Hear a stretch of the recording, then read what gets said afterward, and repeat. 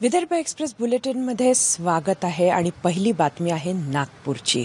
नागपूरमध्ये काल वाडी परिसरामध्ये एका निवृत्त वायुसेना अधिकाऱ्यावर भर दिवसा हल्ला चढवण्यात आला आणि तोही ऑर्डनन्स फॅक्टरीच्या परिसरात. त्याच्याकडे असलेले 16 लाख रुपये 3 लोकांनी लुटून नेले. हा जो वायुसेना अधिकारी आहे तो निवृत्त अधिकारी असून नाव जगमल सिंग यादव आहे. ह्यांचा बाजारगावच्या चौकामध्ये एक पेट्रोल पंप आहे. रोज ह्या पेट्रोल पंपमध्ये जमा होणारी कॅश ऑर्डनन्स फॅक्टरीमध्ये असलेल्या स्टेट बँकेत जमा करायला ते येत असतात. मात्र ह्या आदला दिवस रविवार असल्या कारणानं जास्त कॅश होती. हे एखाद वेळेला त्या चोरट्यांना माहिती असेल. आपल्या गाडीतून जगमल सिंग हे बँकेसमोर उतरले आणि 2 व्हीलरवर आलेल्या ह्या 3 युवकांनी त्यांच्यावर काठ्यांनं आणि रॉडनं हल्ला चढवला. त्यांच्या हातातील बॅग पळवून नेली.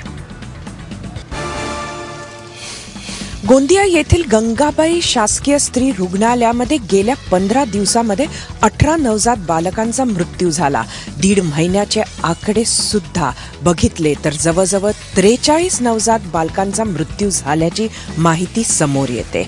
एबीपी माझानं हा प्रश्न लावून धरला आणि काल गोंदिया जिल्ह्याचे पालकमंत्री राजकुमार बडोले यांनी चौकशीचे आदेश दिलेले आहे.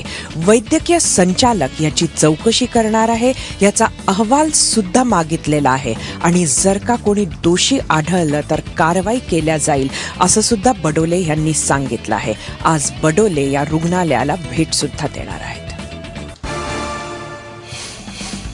वर्धा कृषी उत्पन्न बाजार समितीमध्ये पर्यवेक्षक आणि त्याचबरोबर शेतकऱ्यांमध्ये भरपूर जुंपलेली आहे. इथं शेतकऱ्यांना नियमात बसत नसताना सुद्धा दंड आकारल्याची घटना घडते आहे. पर्यवेक्षकानं तर आष्टीचे कांदा उत्पादक ज्यांनी रस्त्यावर दुकानं लावली त्यांना चक्क 5,000 रुपये मागितल्याची बाब समोर आलेली आहे. या शेतकऱ्यांचं म्हणणं आहे की नियमात बसत नसताना सुद्धा त्यांना इथं का बसले, तिथं दुकान का लावलं असं म्हणत पर्यवेक्षकानं पैशाची मागणी केली. ही बाब सभापतींपर्यंत पोहोचल्याचं सुद्धा समजते. मात्र अजून तरी कुठलीही कारवाई झाली नाहीये. पुढची बातमी आहे बुलढाणा जिल्ह्याच्या सिंदखेड राजा तालुक्यातील दरदडी गावातील. इथं पोलिसांच्या दक्षतेमुळे एक बाल विवाह रोखता आलेला आहे. आश्चर्य म्हणजे एका अल्पवयीन मुलीशी लग्न करणारा व्यक्ती हा स्वतः डॉक्टर आहे. डॉक्टर रामेश्वर राठोड असं या व्यक्तीचं नाव आहे आणि हा व्यक्ती जालन्याचा असून सध्या औरंगाबाद येथे प्रॅक्टिस करत असल्याची माहिती मिळते आहे. पोलिसांना कोणीतरी सांगितलं की दरदडी मध्ये एका लहान मुलीचं लग्न केल्या जात आहे. पोलीस तिथं मंडपात ठाकले. मुलीचं जन्म प्रमाणपत्र पाहिल्यावर लक्षात आलं की मुलीचं वय फक्त 16 वर्ष 3 महिने होतं. वधू आणि वर पक्षाला समज देण्यात आली आणि त्यांच्याकडून परत बालविवाहामध्ये सामील होणार नाही हे लिहूनही घेण्यात आलं. काल भंडारा जिल्ह्यामध्ये राष्ट्रवादी काँग्रेसच्या आंदोलनादरम्यान नेते प्रफुल्ल पटेल यांना पोलिसांनी थोड्या वेळ डिटेन केलं. मात्र नंतर सोडूनही दिलं. काल हे आंदोलन शेतकऱ्यांचा 7/12 कोरा करा म्हणून होतं आणि त्याचबरोबर शेतकऱ्यांना 24 तास वीज द्या ही मागणी सुद्धा राष्ट्रवादी काँग्रेसची होती. जिल्हाधिकारी कार्यालयासमोर धरणे आंदोलन सुरू होतं. याची सुरुवात पटेल यांना आपल्या भाषणाने केली. मात्र नंतर निवेदन हे जिल्हाधिकाऱ्यांना द्यायचं होतं. मात्र ते निवेदन घ्यायला जिल्हाधिकाऱ्यांनी स्वतः इथं यावं ही मागणी त्यांनी रेटून धरली. जेव्हा जिल्हाधिकारी आले नाही तेव्हा राष्ट्रीय महामार्गावर जाऊन जवळजवळ अर्धा तास ट्रॅफिक खोळंबला. त्यानंतर पोलिसांनी ट्रॅफिकची कोंडी नीट करायला म्हणून प्रफुल्ल पटेल आणि इतर कार्यकर्त्यांना डिटेन केलं. अकोल्यामध्ये एक वेगळाच ट्रेंड आणि तोही अत्यंत वाईट आणि नियमबाह्य असा दिसतो आहे. अकोला रेल्वे स्थानकावर ह्या उन्हाळ्यात भरपूरच गर्दी आहे. उन्हाळ्याच्या सुट्ट्या लागल्या की लोकांची लग्नसराई आणि इतर सुट्ट्यांसाठी रेल्वेमध्ये गर्दी होत असते. मात्र अकोल्यामध्ये कसंही करून ह्या रेल्वे गाड्यांमध्ये आपल्या जागा पकडण्यासाठी ही मंडळी एक वेगळा एक वेगळ्या पद्धतीनं जागा पटकवण्याचा प्रयत्न करताना दिसतात आहे. रेल्वे फलटाच्या पलीकडे जाऊन उभं राहून, रेल्वे रुळाच्या 2 रुळांच्या मध्ये जाऊन उभं राहून ही लोक ट्रेन आल्यावर लवकरात लवकर कसं ट्रेनमध्ये चढता येईल हे पाहत आहे. यामुळे जीवालाही मोठा धोका आहे आणि रेल्वेचे जे काही नियम आहेत त्याचा भंग सुद्धा यामध्ये होत आहे.